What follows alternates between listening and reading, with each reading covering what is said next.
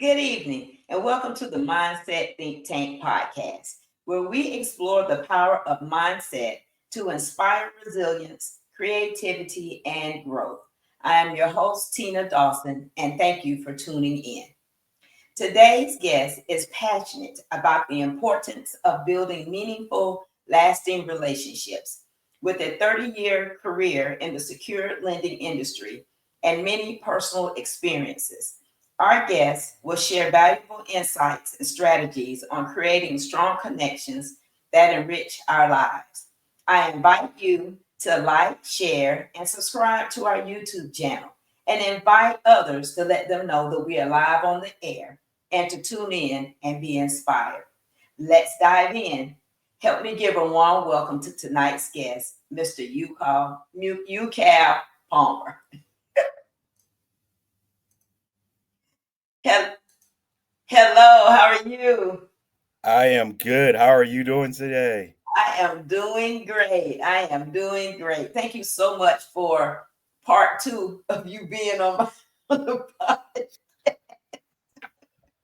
Well, thank you for having me. Definitely, it's definitely an honor to be part of your podcast. Definitely, everybody, like, click, share. Definitely do it now if you haven't done it already. That's right. That's right. And subscribe to the YouTube channel so that Right. you'll be notified when more content becomes available. There's a lot of content already out there. Most But definitely. yeah. Well, thank you so much. You are a wealth of knowledge. So I am so glad we were able to get you back on the show to talk about a totally different topic. So today is about relate to elevate and the power of relationship building.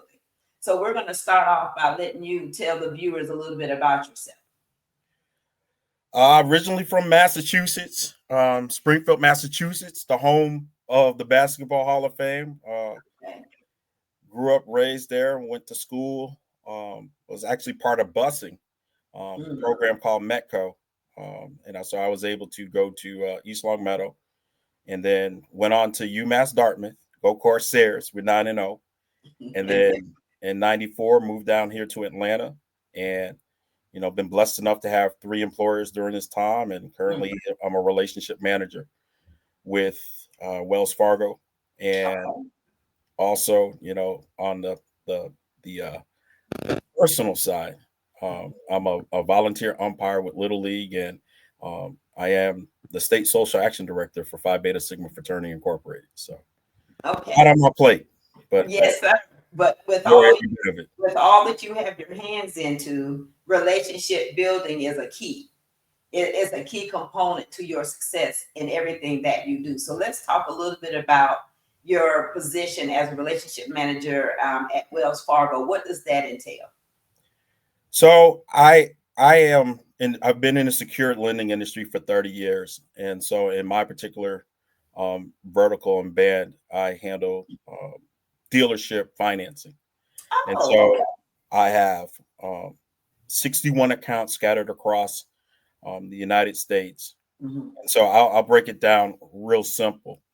When you go and buy a car, Hmm. and the dealership has all those cars on the lot, we are the ones that finance the vehicle so the dealership can sell it to the end user. And then once the dealer sells it to the end user, the dealership will pay us. Okay, so that's the commercial financing part of it. Yeah, so I do that for motorcycles, ATVs, side by sides, and we have a whole vendor relationship with folks that supply those product lines. But I Okay, have 61 dealers that are scattered across the United States that I deal with at any given time. wow. What do you believe are the essential building blocks of a meaningful connection? Well, the first thing is trust. Mm, Second thing is communication, and last thing really is it's really your word. Um, mm, being upfront with people in the beginning, right? If you yeah. tell them that, hey, we can't do this, tell them that we can't do this. Don't lead that person on and give them that, I guess, false sense of security that you can actually do it, right? And if you're not the final decision maker, tell them that, hey, you have to take that up to, a different department or whatever like that, so you can get the answer, right? Mhm. So it takes time to build those relationships. It takes time to build that communication, right? And so in my industry, there are given times where we will switch accounts and things like that. So not only is the customer learning you, you're learning the customer. Mm. Definitely, some give and take there. You'll hear some blowback from time to time, but it's up to us as a relationship manager to break down those barriers, because it's all about growing. So if we can grow, if they grow their business, we grow with them, right? Okay. So, we're both in it to make money. Right. Correct. Correct. How important is it to have listening skills, effective listening skills? Very important, because customers and people will not give you the whole story, That's true. right? They That's will not. They'll just give you pieces. And so you have to listen and extract the information and get all the information so you can make an informed decision, when we're discussing, right? They'll give you bits and pieces, and you're like, okay, tell us more. You'll ask probing questions. You might even bring up uh, questions based on information you have received, right? okay. Past information. Hey, I see that you're, you know, in 2000 XYZ, you were doing this, and we see a change from year over year. What did you do differently? And it'll Mhm. start to probe more information out of them.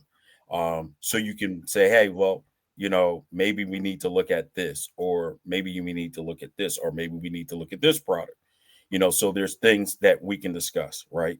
So it's Mhm. all about getting and extracting that information, because we all know people don't give you the full whatever, Right. the Right. full the full book, right? Story. Right. So in your line of work, when you're working from business to business, it like you mentioned, it is so important for you to establish that relationship with that particular company and with that particular owner, right? Because the more you share information with them that can possibly help their business, like you said, the more you grow. So you're both together. You're in a relationship to help each other grow. Yes. Okay. So it's important. It's important in my profession that Hmm. you know the industry. Okay. So the industry I'm in now wasn't the industry that I was in before. The Okay. industry I was in before was more technology financing based, and uh, AR collateral, inventory collaterals, Hmm. participations, things like that. However, so it was important to know that industry, understanding the industry changes, um, understanding what the customer's needs were. Hmm. And so when you change industries, the concept is still the same from a secured lending standpoint, but the industry standards kind of change as it relates to what they're financing, what the Okay. terms are, and things like that. So you have to know, you know, customers like to talk about different product lines, Mhm. so you have to have some kind of knowledge of the product line, right? You don't have to give an opinion about it, but you got Right. to have some level of a knowledge about it. Okay. Yeah, that is important. I've purchased several cars over my lifespan, and I never thought about the financing of the actual dealership to get the cars on the lot. So this is very interesting to me. So, That's um, how come they're in such a rush during certain times of the year to get certain product off mhm, their lot. right, right.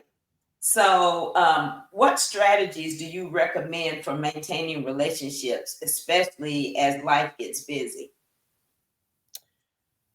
You gotta take time. It's life does get busy. Um, when you have a family, you have kids, you have your hobbies, you have your wife or your husband or your girlfriend or boyfriend needs their significant time. Mhm, So it's all about balance, right? If you're, I'll say this, everything I do bounce off my wife, mhm, right? Because it does take time. And so if there's something that I know I need to go and do, I do really check with her and say, hey, do we have any plans, or do the kids have any plans? Do they need us or anything else like that?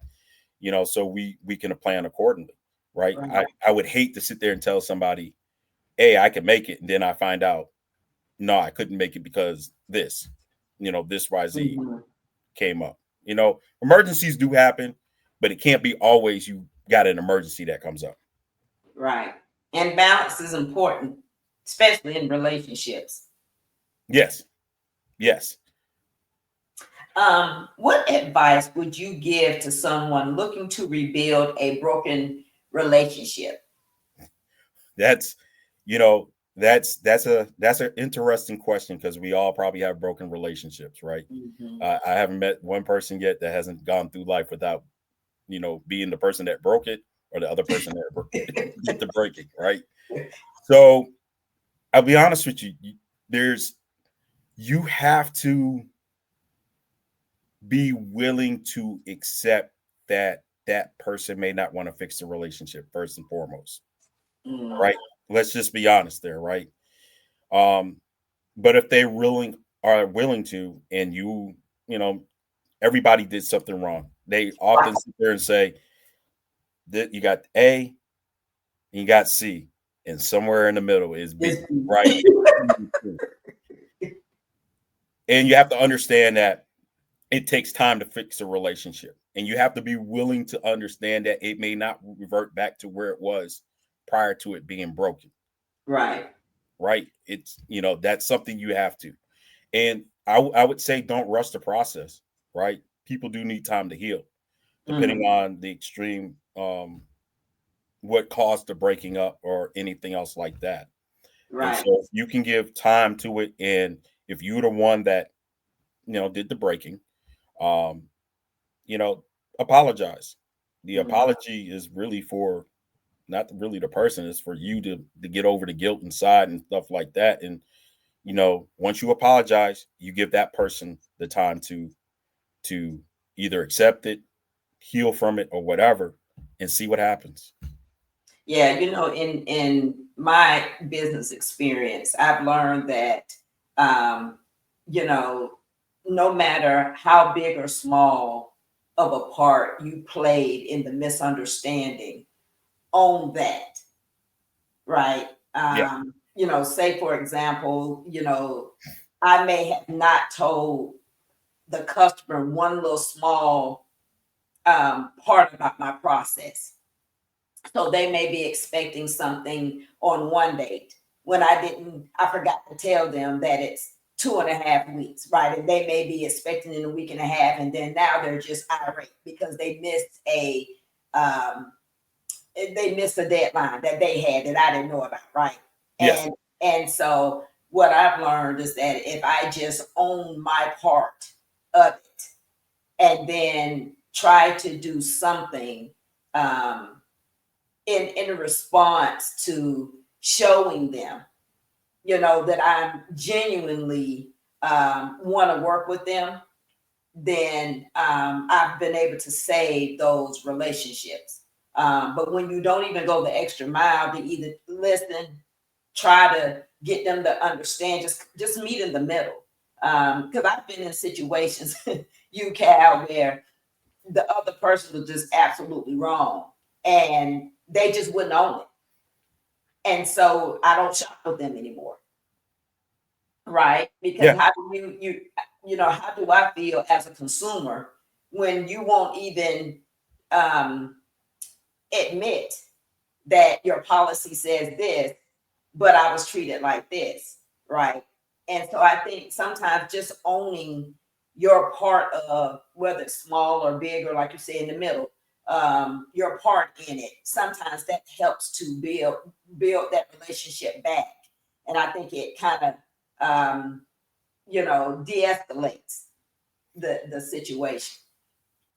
Yeah. It's so, like, from a professional standpoint, it's important to know what your rules and regulations are, from my side of the desk, right? I already know going into it what I can do, what I can't do, what the bank's willing to do, everything Right. else like that, right? So, you know, some requests are not going to be fulfilled. It's just not going to happen because Mhm. it's not in the bank's purview or the Right. financing company's purview, or legally we just can't do it, right? Mhm. But a lot of cases, you got to have that discussion. And so if customer's making a request, a realistic thing is, if the customer usually asks in certain times, how long does it take for this particular request to get reviewed? You just, if I know it's going to take 7 days, I might say 10 to 14 days. Right. Like, I change it around a little bit, not because of anything, but I exceeded your expectation if I come in at 7, right? That's correct. I exceeded it, right? But That's I'm correct. also building that buffer in because I don't know what the desk load is of the person that's reviewing the request, Mhm. right? Mhm. So I Mhm. have to be conscious of that. And obviously, from a personal standpoint, you would do the same thing, right? We both volunteer in organizations where, sometimes we get pulled into certain things and they need stuff from us. And so it's Right. the same expectation, right? Because now you're doing something where, I got to complete my full-time job first, right? That's the Mhm. one that pays the bills. And Mhm. I got my family stuff, but I have to make sure that I meet that expectation. So, you generally try to figure out a happy medium. And don't be afraid to ask, hey, when do you need this? Right. Yeah. It goes Do back you to need it now? communication. Or do I actually really do need it? I have a couple of weeks to play with this. Right.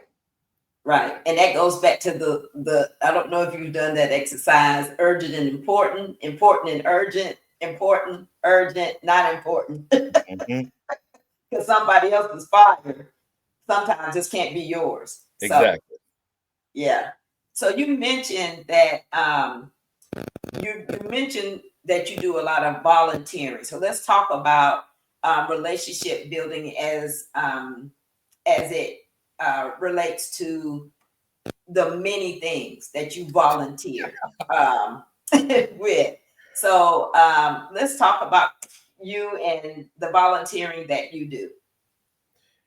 It really, I did some volunteering in college, but Mhm, it really didn't pick up until I moved down here. mhm, I did some volunteering at my previous employer.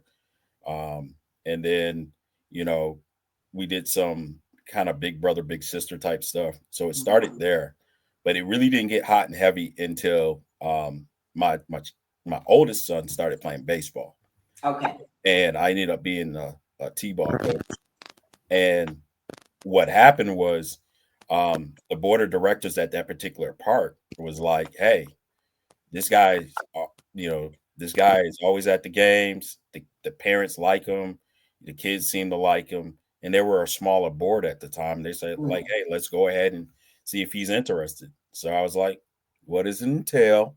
And they told me, because I was young. I was in my late 20s, Uh-huh. and it just went from there.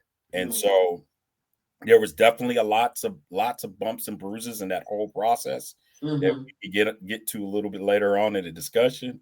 But it really fostered the level of giving back to the community, right? Mhm, And so as my son got older and we shifted to a different part, the same thing happened, and we just started volunteering more. And it mhm. ended up being, really, honestly, I did it because the kids could see their dad giving back to the community, right? Right. Because they Mhm, got to a point where everybody was like, "Oh, this is Coach Ucal or umpire Ucal or whatever like that." And mhm. so we would be walking in the store, and one of the parents would come up and legit be like, start talking to me. And I remember my daughter turned around and said, "Well, Dad, you know everybody." I said, "Only if you knew." Only if you Right. I might not want to know everybody, but Nah. But nah, it's the most important thing is you got to be willing to work. Mm, Um, Volunteerism is work, um, and people still notice with you. And part of it too is you're using skills that you use professionally Uh-huh. and personally. But if you're not able to use them professionally and you want to hone some skills that you're unable to use professionally at the time because the job function doesn't really account for that, Right. use it on the opposite side of the equation and Mm, build those, like if you want to be a lead, build those leadership skills, build mm, those communication skills, because a lot of cases, depending on how high you move up in a particular organization, mm. you're going to be tapped. And the hardest thing in the world is to motivate somebody without money. Yeah. Meaning, I That's got to get you to give you I got to convince you to give me your time. mm-hmm. Because Yeah. I can get money back. I can't get my time back. So I got to convince you to give me your time to make Without this anything in thing great. exchange. Huh? Yeah, You got exactly. And without that's anything hard. in exchange. Yeah. That's Yeah. hard. So let's talk about that because in that situation, which is hard, relationship building is that skill, strengthening Mhm. that skill for that is extremely important. So let's talk about that. I got to meet you where you are, right? Everybody has stuff that they're bringing to wherever, right? And I have to understand that if you have stuff that comes up, I have to be like, cool, I understand that, right? We'll get you next time. But you Mm-hmm. got to make sure you make everybody included, right? Yeah. Another thing you got to realize is too is people will, you know, my mom often says this. She says I probably miss my point of being a pastor or something. I don't know, but a lot of people like to tell you things, tell you their problems or what they're going through. So it's a Mm-hmm. level of trust, right?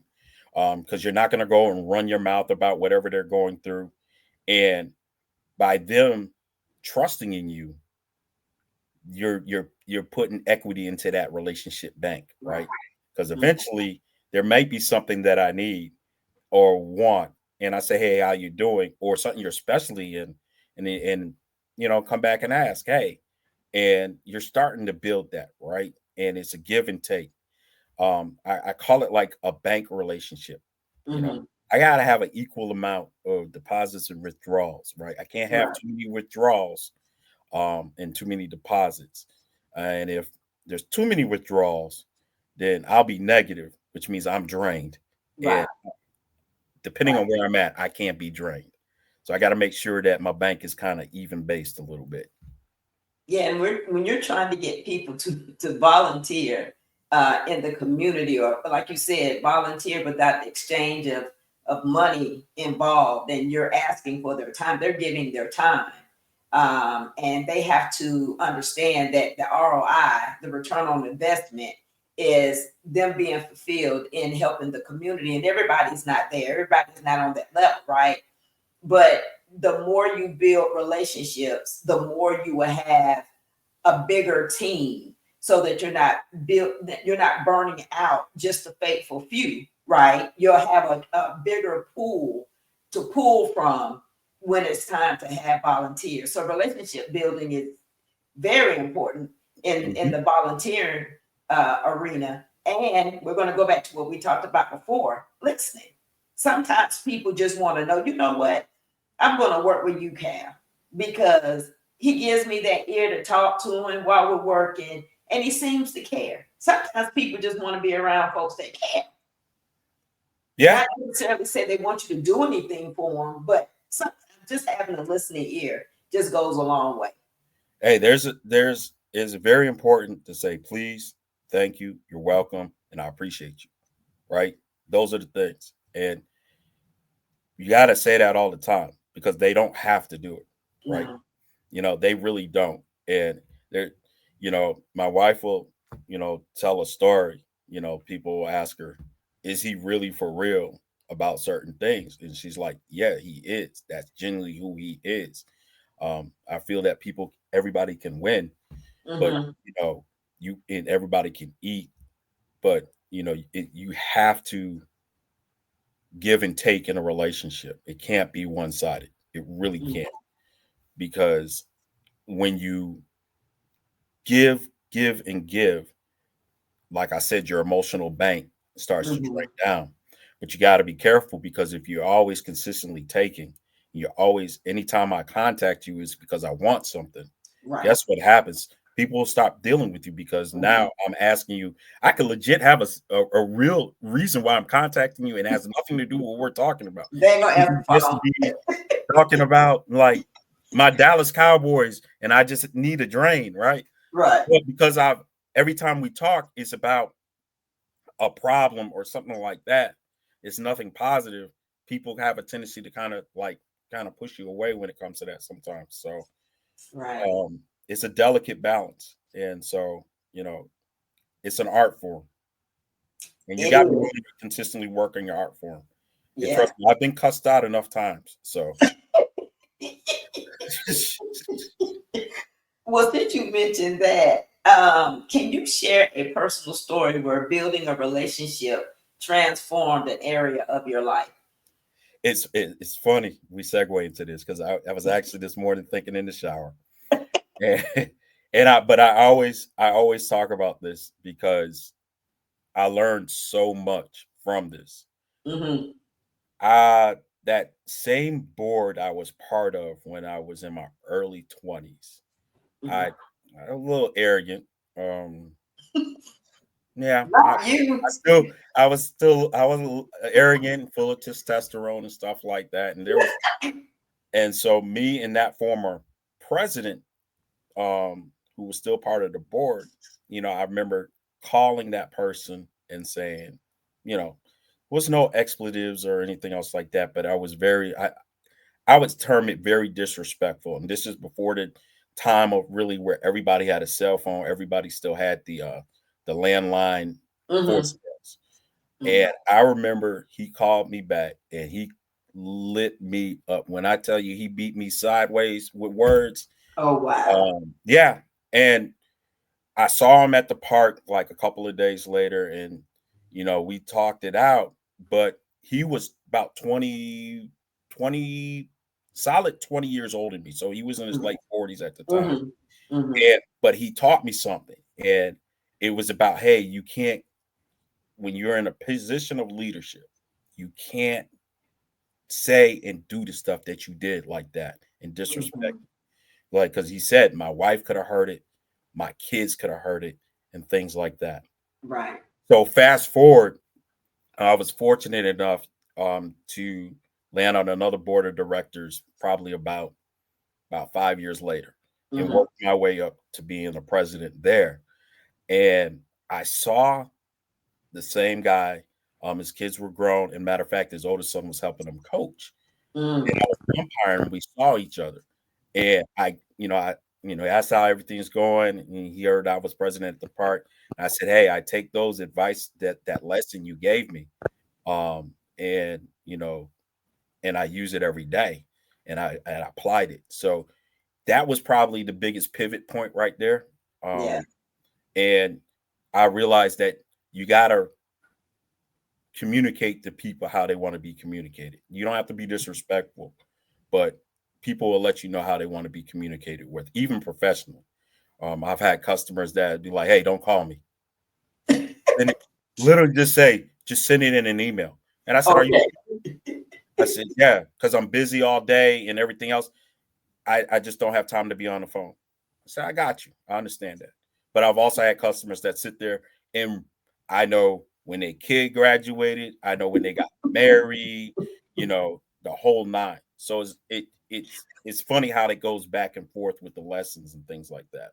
Yeah. And that is so that's another tip for the listeners and the viewers because whether you're working on a team or you're in a position of leadership and you're over people or trying to get people to believe in a common goal to work with you on, you have to understand people's communication styles. And sometimes people get stuck in, I need you to do X, but I'm going to communicate with you the way I communicate. But you need me to do X. It does not work that way. No, And you're going to quickly dissolve that potential relationship if you're building a team, right? And that goes back to you have to understand everybody's style is different. And you have to learn to study people too. yeah, I mean, and not everybody deals with technology, right? No. Mm-mm. And so one of the areas, like, people probably don't know is I'm also on my alumni board. And so, Mm. we often deal with certain aspects as how do we get information out to different alumni because they vary in age, right?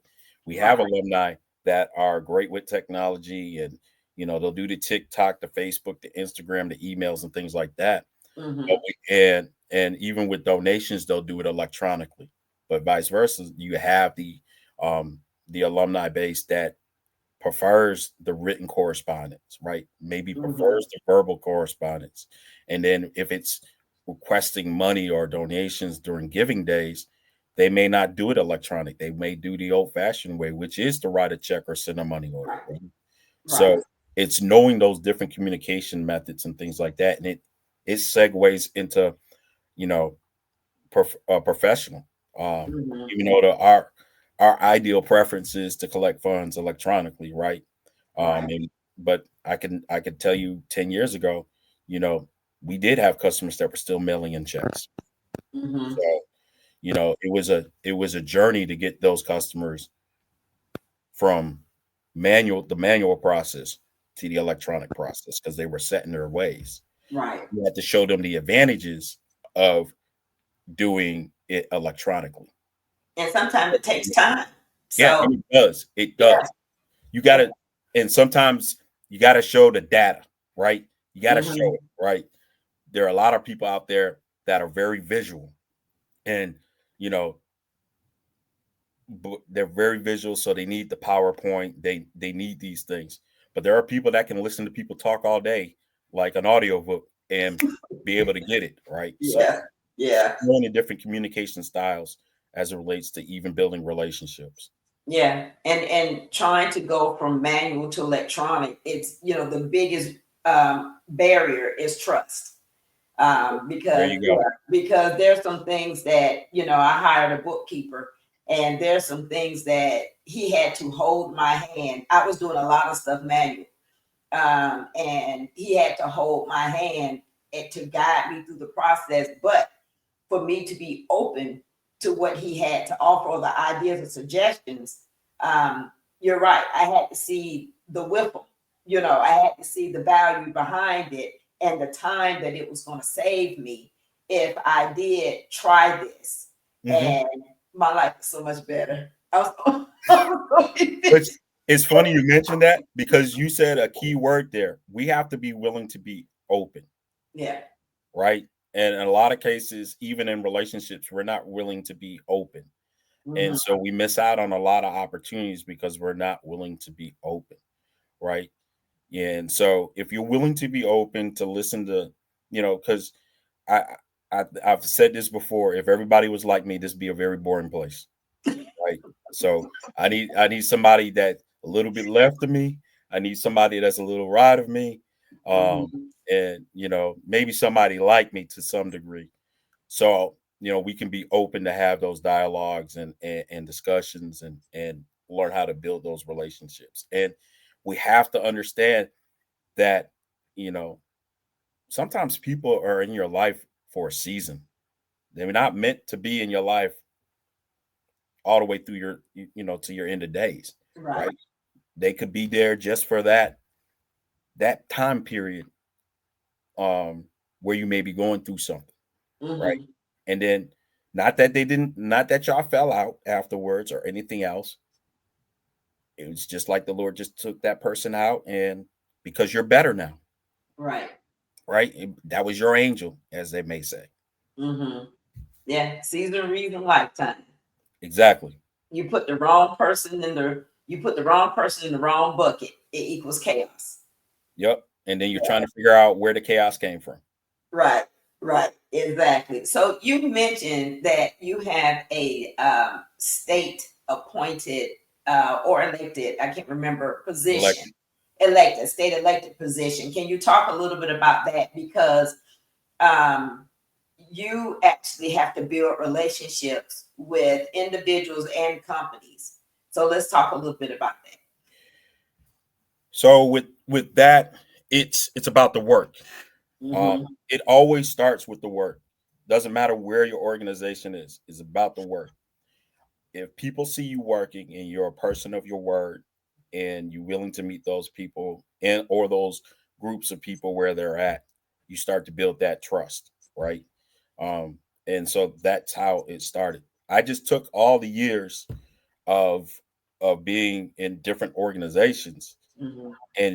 and brought it to this one, right? Okay.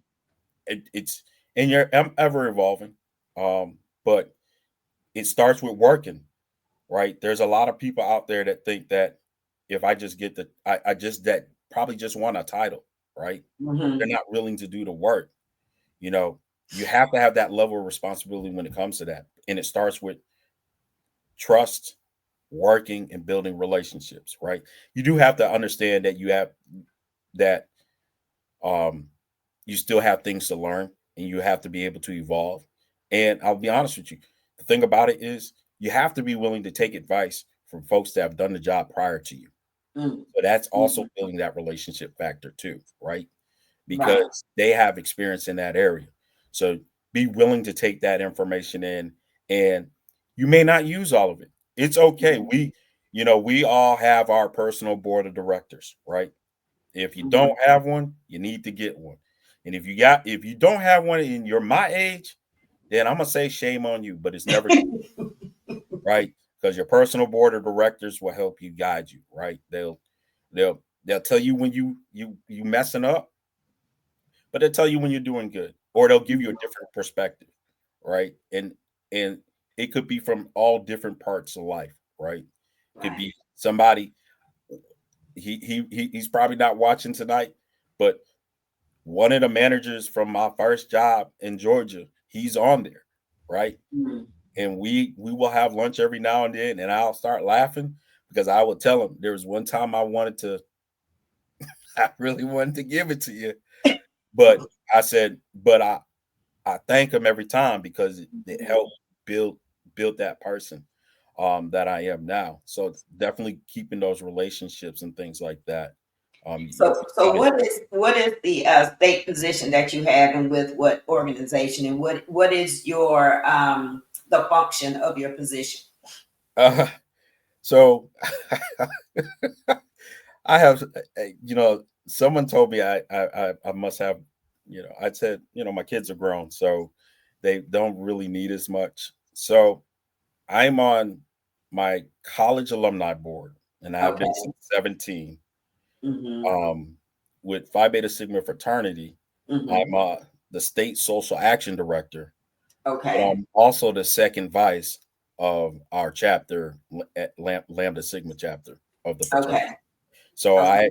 I split my time between those three functions, and on top of that, I do volunteer umpire. Okay. So And in your position as the state's social action um, chair, right? director, Director. What does that entail? well, we do advocacy. We focus on wellness, um, Mm-hmm. and within those two or three areas that I'll mention, there's so many different layers to that. So I'll just use two for the essence of our conversation. Last month was breast cancer awareness month, right? Right. And Mm-hmm. so I was one of the ambassadors for the Men Wear Pink campaign, which Mm-hmm. men from different organizations, not only in Georgia but across the nation, Mm-hmm. uh, raised funds, brought awareness um, to not only breast cancer but all types of cancer. It just happened to be this was breast cancer awareness month in Mm-hmm. conjunction with the American Cancer Society. Mm-hmm. Um, but also we just had an election, so I had to split hats and Make sure folks were, registered, make sure folks are voting, um, make sure that folks understood the laws or the candidates that they were, particularly voting for, and making sure the chapters had those directions, right? It wasn't just me, it was making sure that they had the resources, hopefully, to execute on their plans to serve their communities. Right. And then on top of that, I had an alumni association board meeting, which I had to physically fly up to. Oh, Like, wow. Okay. so a lot of different hats, but the communication styles are still all the same. Okay. This fits different crowds. That's it. Right. Right. So, what impact has networking and connection building had on you being successful in those positions? I'm nice. Nah. Um, it. So I'll go back to um the breast cancer. Okay. Um, I was able to, through these connections, right? And um, I was able to tap a lot of different resources who were willing to donate, Mm-hmm. and and I ended up hearing a lot of different, stories, right? Of family members or friends that have gone through this disease, and or success stories, right? Right. Mm-hmm. And so these relationships, and I brought this up last night during our closeout ceremony. Some of these were lifelong relationships, high school, college, first job in high school, things like that over the course of time, all the way till now. Mm-hmm. And it goes back to how you treated them. How good of an acquaintance and or friend were you then, right? And keeping in touch with them, right? Facebook is a very powerful tool. Instagram is a very powerful tool, right? A lot of things that we've been able to do that we did, the baby boomers and pre-social media, where you Mm-hmm. waited to reunions or you waited to holidays to see certain people, you're able to keep up with a lot of people there. So it's, taking a genuine interest in those people that you finally physically get to meet, right? Especially if Mm-hmm. you met them online, and ask them, hey, how's your family doing? Hey, I see so and so. Um, is playing football now, and I remember that we played football together or something like that. Or, I'll segue into a quick story. Um, this year I was fortunate enough to go to Virginia and umpire in a little league regional, and Mm-hmm. it just happened to be one of the days. Um, I had a high school classmate who saw a post that I made, and his son was playing in a tournament at an area college up there. And Mm-hmm. he, texts me, and I'm like, "Well, where are you at?" He goes, "No, I'm at this field right here. We had a break from our tournament, and we saw it was over here, and we saw you were here." And so I come downstairs from my umpire wrestling area, and we chopped it out. Now, mind you, I haven't seen this young man in 30 years, Mm. 30 plus years, not since we graduated high school, so longer than that. So Wow.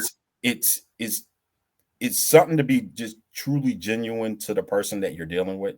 Now, there's some people you just gotta put in buckets. I'm sorry. Yeah. I'm Yeah. Yeah. family. I'm just gonna be honest, right? This is an honest call. Yeah. We all know people are put in certain buckets, right? It Yeah. just really is what it is.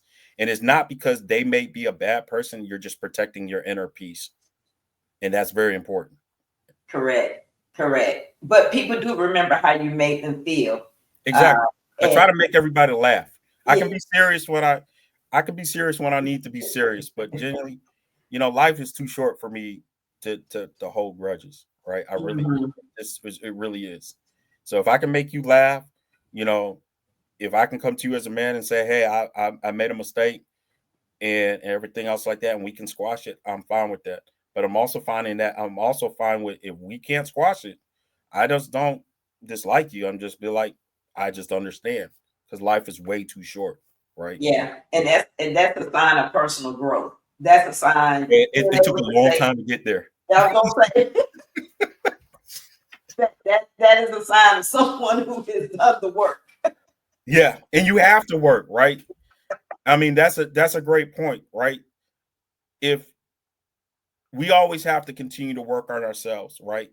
Because even though we have relationships with other people, you also have a relationship with yourself, right? And you also have, Yeah. if you're a religious person, you have a relationship from a spiritual perspective. So those are all relationships, right? If your inner relationship with yourself is not good, that's gonna project out also, right? Right. So in Yeah. your everyday relationships. But that's the relationship people run from, right? Yeah.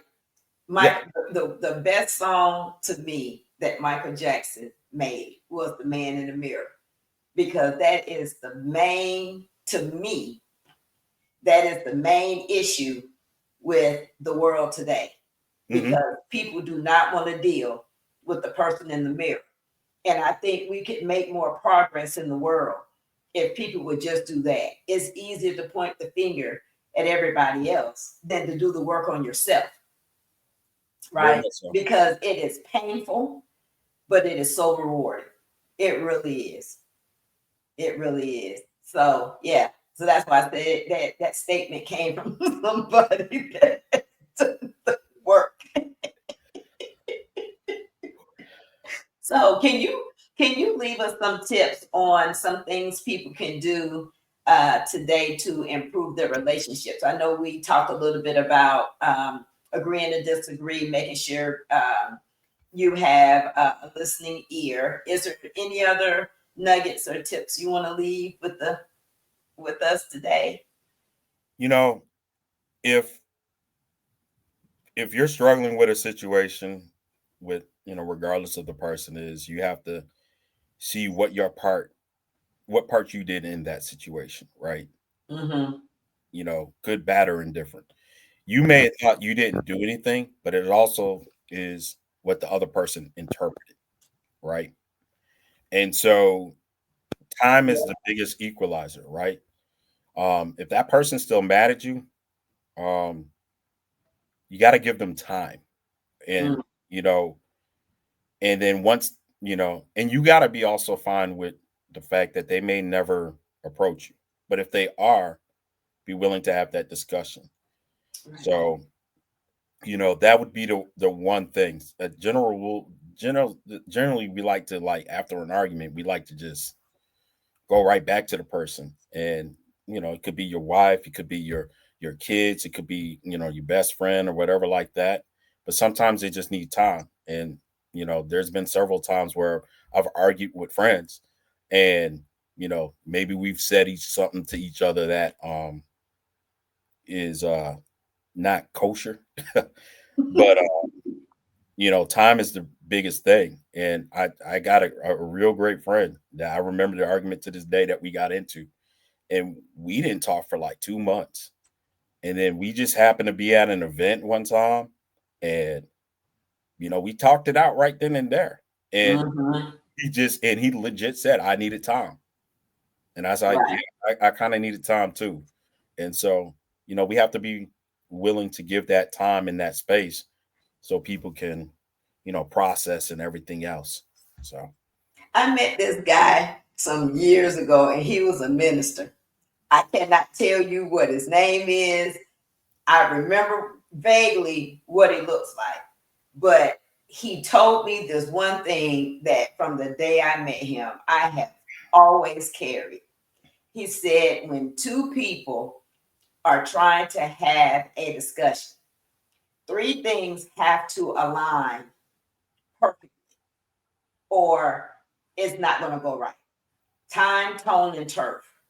The mhm, time has to be right, the tone has to be right, and the turf or location has to be right. When the time, tone, and turf lines up, both parties will be able to hear each other, and you'll be amazed on the outcome of that discussion.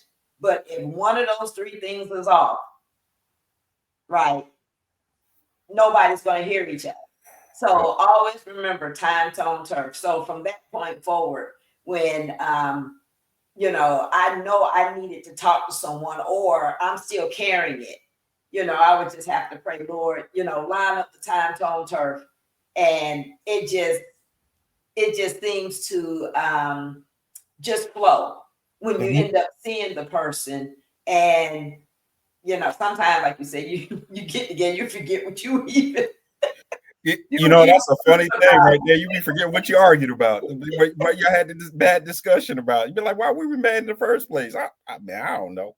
Yeah, and it's funny because I've been in situations where I end up seeing the person that the conversation is never had. It's just like you, hey, how you doing? How's the family? And everything is pleasant. And sometimes the person is wondering how are you going to react when they see you. And then when you react totally the opposite, then that lowers the stress level too, right? Yeah, Yeah, because time. you had time to process it, right? And you Yeah, realize it wasn't. You just you need to make sure the other person knows that, right? And so it's correct. just a level Yeah. of comfort. But you did mention and stuff. That tone is very important, especially in Yeah. communication, right? And Hmm. I've had to work, uh, I've had to work over time on that, right? So, and especially with nonverbal, because I do have a voice that kind of projects out to Hmm. some degree at times. And so it could be portrayed that I'm angry, but I'm not angry. Or I do have nonverbal expressions that make it look like I'm mad, but I'm not mad. Things like that. So I've had to work on those things because a lot of times people will sit there and say, well, he looked like he angry. I'm like, nah, I'm not angry. I just don't like walking around smiling all the time. But Right. I'm very, Right. very comfortable, right? I'm cool. So it's the nonverbal is very important in those relationship building characteristics also. 'Cause Right. I also with the increasing amount of social media platforms that become available every day, things can easily get mistaken. The intent of Mhm. what you're trying to say can be misconstrued um, so easily. I've seen it where somebody just says this, and I'm like, how did you take that out of context? But I had a conversation with my children, and this is another nugget. I had to learn it so I can teach it, right? Exactly. So when it comes to communication, it's the sender's responsibility to make sure that it's crafted in a way that the receiver receives your true intent of what you're trying to say. And the best way to do that is less is better. If you send me a paragraph and it's three paragraphs, it's three paragraphs. I have three paragraphs full of time to insert some of everything of what I think you're trying to say. But it's easier to do less and then let the person come back and inquire, ask questions, based on what you're trying to say. Then if you give it, I have learned that, sent the email, and then somebody, you shouldn't have sent that. I know what you mean because I built that relationship with you, right? But the Yeah. person doesn't have the same relationship, right? So less is always better.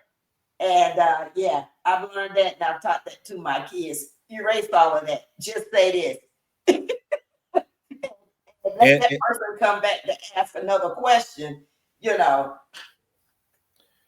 it's we talk about that, right? Email communication and dialogue Mhm. and things like that, especially professionally. If we're going back and forth in email, that that second receipt back, like I send it, they send it back, and I may send something back and they send it back. That next one needs to be a phone call. Phone call. Yep. Or it needs to be like if they're in the same building, you need to walk down and talk to them, right? Because there's something missing in the communication that's not Right. being understood. So at Right. that point, you go down to whoever you're working with professionally, and this can be personally too, Hmm. and talk that through. And that helps build that relationship too, because now you're learning each other's communication styles. Correct. And you don't know what that person is going through or experiencing at the time they receive the correspondence, right? I Yeah. just recently, 2 weeks ago, I just had an incident, and I want to tell you a little bit about this. So I was talking to someone about me doing an interview for them on their show. And she asked me a question, and I was working on something. So my answer was yes. That's it. I just answered yes. And then the reply back from her was sorry to bother you, blah, blah, blah. And I'm like, whoa, whoa, whoa, whoa, whoa, whoa, whoa. How did she get that from yes? So I immediately picked up the phone and I was like, first of all, let me apologize. Are you okay? She wasn't. She wasn't. So sometimes we have to give people some grace because we don't know what the receiver is going through at the time they received it. And so, again, picking up that phone, taking that little extra mile gives you the ability to work on building that relationship with that person. And because I picked up that phone, now I feel closer to her because she opened up to me about why she took it that way. And I really appreciate that. Yep. But what if I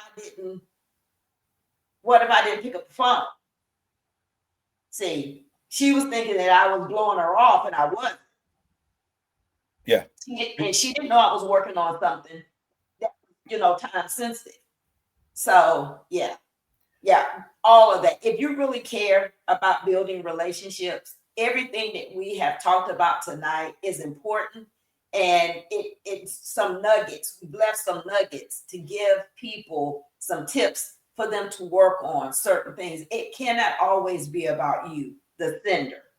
It cannot. It Yeah. cannot. You're gonna be on the island by yourself. It's two things. Being nice to people is a free thing, to piggyback on what you said, because you never know what that person is going through personally, right? Yep. Doesn't matter, right? It doesn't matter if you're in the office setting or if we're in volunteer setting. Being nice to people is free. And I know people are saying, hey, that might be, cliches, but it's true, Mm-hmm. right? Think about you being on the other side of that. And if you're having a bad day and Right. somebody comes up to you and they're nice to you and it takes your mind off of that, right? Mm. Right. And the next thing I want people to understand is this: holding grudges or being mad at people doesn't hurt the other person, it hurts yourself, because it Right. hurts you mentally and it hurts you physically. And so holding those grudges or being mad at someone, for long periods of time, and holding that eventually is going to hurt you. So you have to find some way of healthy Right. releasing it so you can move forward with your life and maybe repair that relationship. But if you're keeping that level of angst in there, it's gonna hurt you physically and mentally eventually. It never fails, right? Right. It's easier to smile. It takes more muscles to be It, frowning all the time. but isn't that crazy when you Yeah, learn that? It's yeah, easier to smile. yeah. So, All right. just smile. It just, it's just smile, and be happy. Yeah. There's plenty of times in this life where we're not going to be happy. I understand that, but if you can find whatever makes you happy inside from a personal standpoint with your personal relationship, that's going to portray out to other Right. folks, right? So just keep that in mind. Yeah. We talked about professionally, we talked about volunteering, we talked about whether it was volunteering for social action or for a cause, volunteering on a child's extracurricular activities. In all of those arenas, relationship building is extremely important, right? Because Yes. I think you probably heard you're only as good as your network, but that's you can't get around it, right? In order for you to really grow and advance, you have to work on your relationship building. So I think this is a very key um, topic for us to discuss. And I like the catchy title that we had. You got to relate to elevate. And that is so true. You got to learn how to relate to people in order to elevate your life in a personal and a business setting. So I've enjoyed it. Is there any last minute advice you want to give the viewers or listeners? Anything? Uh Continue to work on yourself um from a relationship standpoint. Make yourself happy so you can make others happy. Because if you're not happy, then that's going to portray out. So there's a Right. difference between being egotistical and just making yourself happy. Self care, right? So self care, don't hold grudges, work on your communication skills. And anytime you working somewhere, do the work, right? Give and take, verbal communication, nonverbal communication. And don't make the discussion always about yourself. Right. Be willing to listen. And understand that your mental health is important. Exactly. We're in an environment now that your mental health status is prevalent and it's important and it's at the forefront, right? And in relationship building, sometimes you have to understand that you have to purge Yeah, certain relationships, and that's you regaining your peace and your clarity and your vision, right? Because you did mention that season reads a lifetime, and you exactly. have to be wise enough to know when some relationships need purging, so that you can move to the next level. Exactly. So I think that's important too. Well, thank you. Thank you for having me, Tina. This was I really great. This enjoyed is our really awesome. conversation. I hope that the folks that are listening, um, you you I'm still getting used to this, the YouTube, the like, the click, the share, the subscribe. Yeah, there we go. Right. Yeah. I'm gonna get there sooner or later. But all the stuff that the technology folks know, make sure you do it. And check out the Mindset Think Tank. A lot of great interviews on there, and it's all about elevating your brand and working on yourself personally. So That's right. make sure you Yeah. go ahead and do that. Yeah. Yeah. When you're building a business brand, the most important part of building a business brand is to work on your personal brand. Exactly. I have learned that that is the most important key. Before you try to sell anything or offer any services, you have to work on yourself, because that customer base, that client base, it will exude, it will show that you didn't do the work, right? And don't know it quick. Yes, yes. Thank you so much, Ucal, for sharing your insights on building meaningful relationships. It's been a You're welcome. pleasure having you on the show. Thank And you for to having me. our viewers and listeners, thank you for tuning in.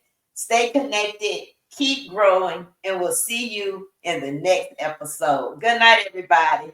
Good night.